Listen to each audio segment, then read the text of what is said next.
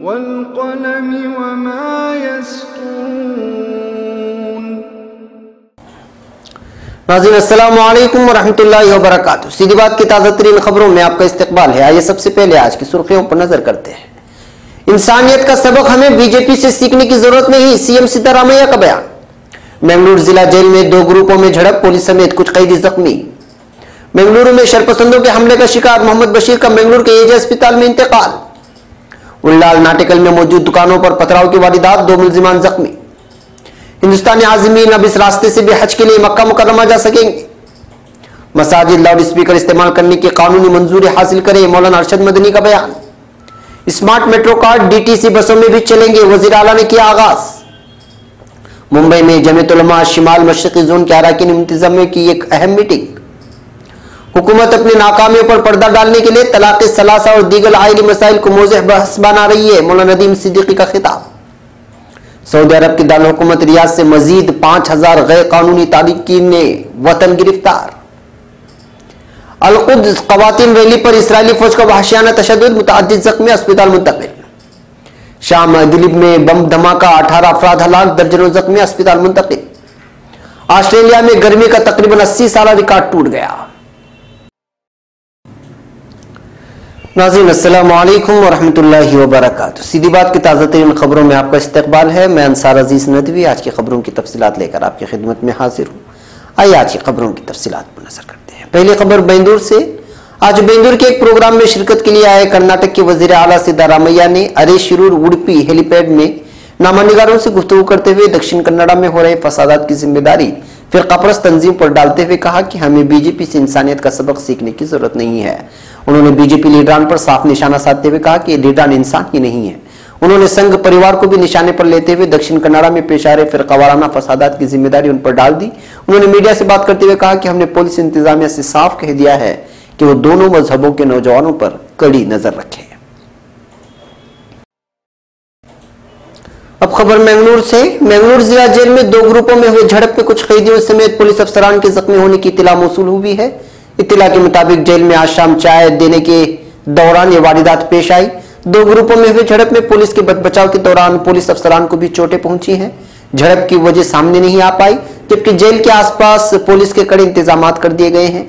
मलूज रहे कि बेंगलुरु जिला जेल में वक्तन फौक्तन इस तरह के हमलों और फिर दीगर जराइम की खबरें मौसूल होती रहती हैं। अब खबर बेंगलुरु से। बेंगलुरु में शरपसंदों के हमले का शिकार हुए मोहम्मद बशीर का कल सुबह इंतकाल हो गया। इंतकाल की इत्तला मिलने के फौरी बाद रियासती वजीर ड्यूटी कादिर रुकन असम्बली मुहिद्दीन बावा ने अस्पताल पहुंचकर मोहम्मद बशीर के अहले खाना से मुलाकात की और उन्हें दिलासा दिया।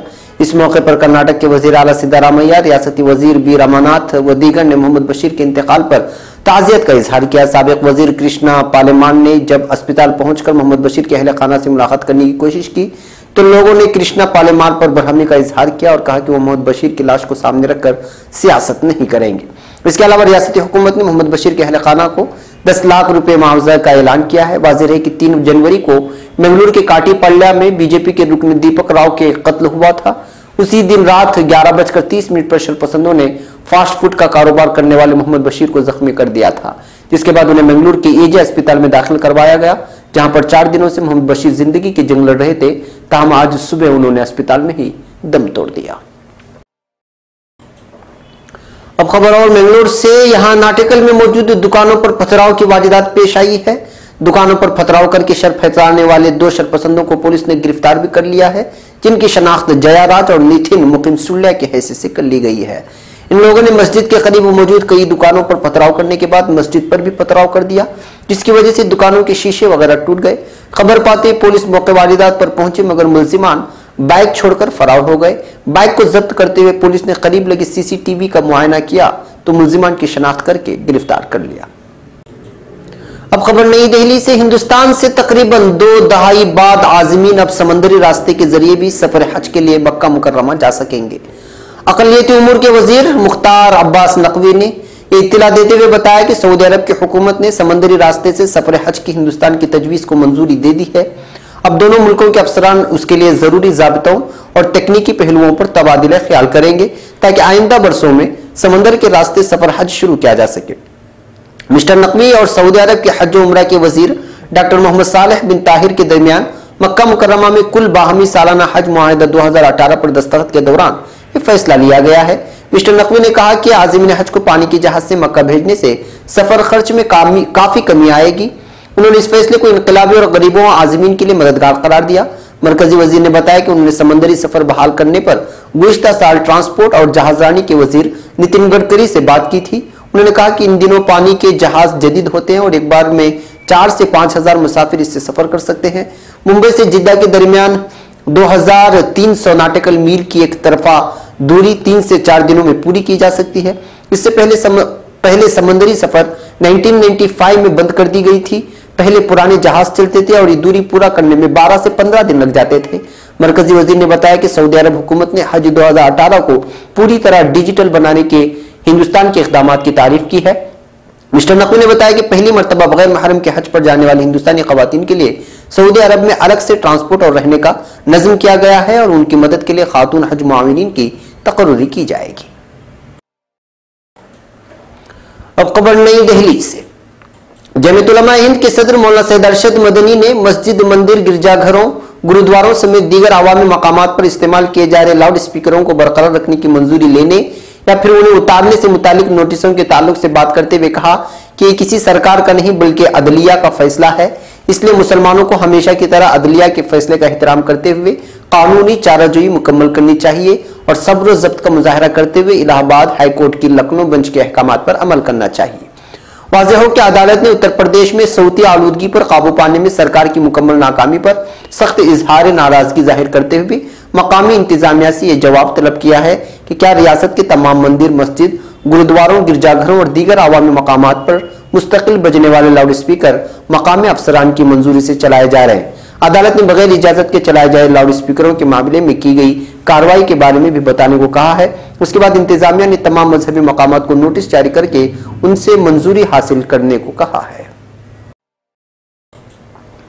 अब खबर नई दिल्ली से। दिल्ली हुकूमत ने स्मार्ट मेट्रो कार्ड की शुरुआत की है, जिससे मुसाफिर मेट्रो के अलावा दिल्ली ट्रांसपोर्ट कॉरपोरेशन DTC और उसके तहत चलने वाली क्लस्टर बसों में भी सफर के दौरान किराए की अदायगी कर सकेंगे। वजीर आला अरविंद केजरीवाल ने आज इस सहूलत का, जिस पर काफी अरसे से बहस की जा रही थी, आगाज किया। तजुर्बे के तौर पर शुरू की जा रही ये सहूलत DTC की 200 और 50 क्लस्टर बसों में मुहैया कराई जा रही है। मिस्टर केजरीवाल ने बताया कि 1 अप्रैल से यह सहूलत तमाम बसों में दस्तयाब होगी। इस मौके पर वजीर transport Kailash Gahlot, member assembly Alka Lamba, Naresh Yadav, chief secretary Ashu Prakash, Delhi metro rail के सदर managing director Mangu Singh, DTC के सदर मैनेजिंग डायरेक्टर संदीप कुमार और दीगर अफसरान मौजूद थे। अब खबर मुंबई से। मस्जिद दार अरकम रोड 6 शिवाजी नगर गोंडी मुंबई में जमीयत उलमा शिमाल मशरिक जोन के अरकान ने मुंतजिमा की एक अहम मीटिंग सदर जमीयत उलमा शिमाल मशरिकी जोन मौलाना इश्तियाक अहमद कासमी की सदारत में मुनक़िद हुई, जिसमें बहैसियत मेहमान खुसूसी हजरत मौलाना हलीमुल्लाह कासमी, जनरल सेक्रेटरी जमीयत उलमा महाराष्ट्र तशरीफ लाए। कारी अब्दुल्ला की तिलावत कलाम पाक और मुफ्ती शरफुद्दीन की नात पाक से मीटिंग का आगाज हुआ। एजेंडे के मुताबिक इस जोन की सभी यूनिटों की कारकर्दगी रिपोर्ट पेश हुई।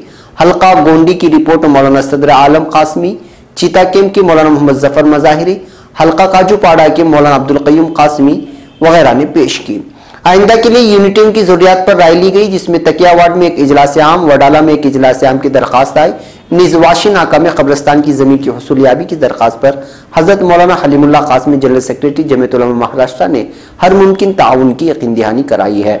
मेहमान खुसूसी मौलाना हलीमुल्लाह कासमी ने अपने बयान में इस तरह की मीटिंगों की जरूरत और उसके फवाइद पर रोशनी डालते हुए तमाम जोन के जिम्मेदारों को हर 3 माह पर मीटिंग लेने की हिदायत दी और साथ ही शिमाल मशरिकी जोन के आइंदा मीटिंग के लिए 1 अप्रैल कुर्ला मरकज मस्जिद तय हुई और सभी यूनिटों के जिम्मेदारों ने इसकी तायीद भी की है।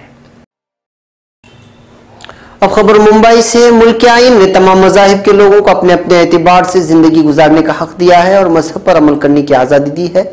इसी जुमरे में मुसलमानों के आइली मामलात, निकाह, तलाक, खुला, वरासत वगैरह भी आते हैं।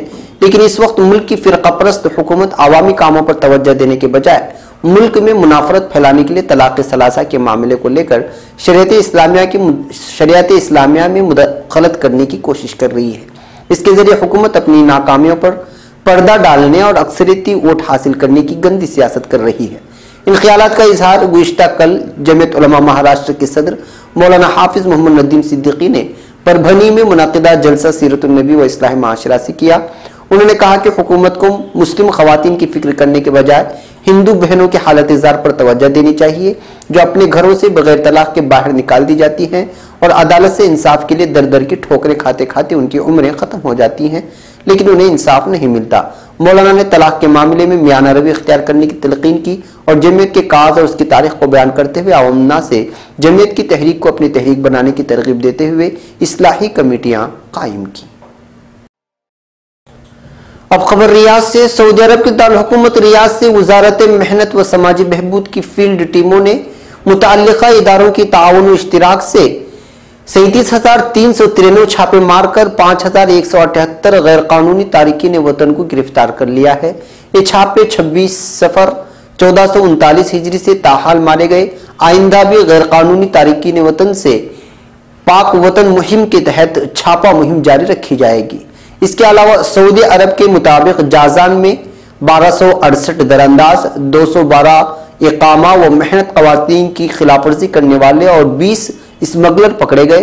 रियाज में 885 और मदीना मुनव्वरा में 2955 गैर कानूनी तारिकीन वतन गिरफ्तार कर लिए गए हैं। अब खबर मकबूजा बैतुल मक़दिस से है। फिलिस्तीन के मकबूजा बैतुल मक़दिस में बाबुल आमूद के मकाम पर निकाली गई एक पुरअमन रैली पर इसराइली फौज और पुलिस ने वहशियाना तशद्दुद किया, जिसके नतीजे में एक सरकर्दा फिलिस्तीनी खातून, समाजी कारकुन समेत मुतअद्दिद खवातीन और बच्चे जख्मी हो गए हैं।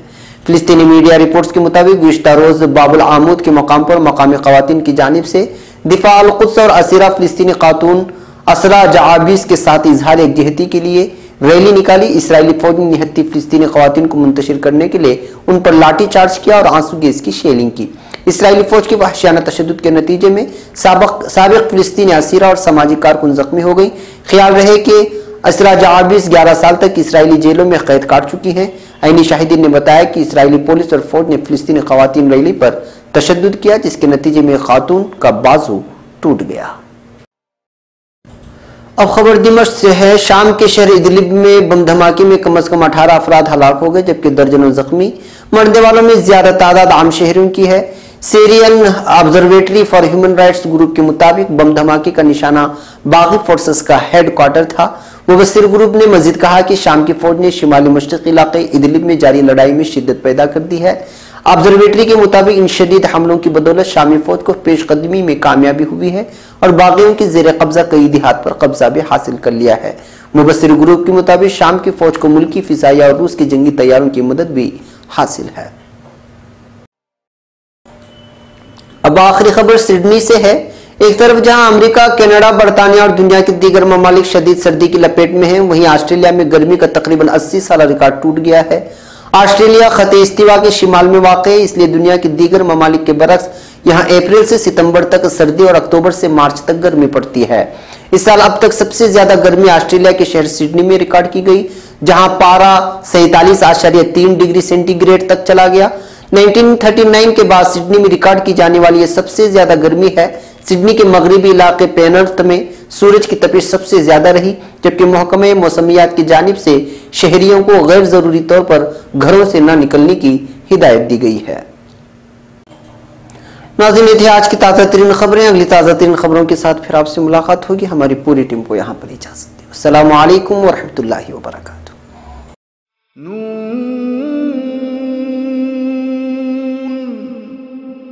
वल क़लम वमा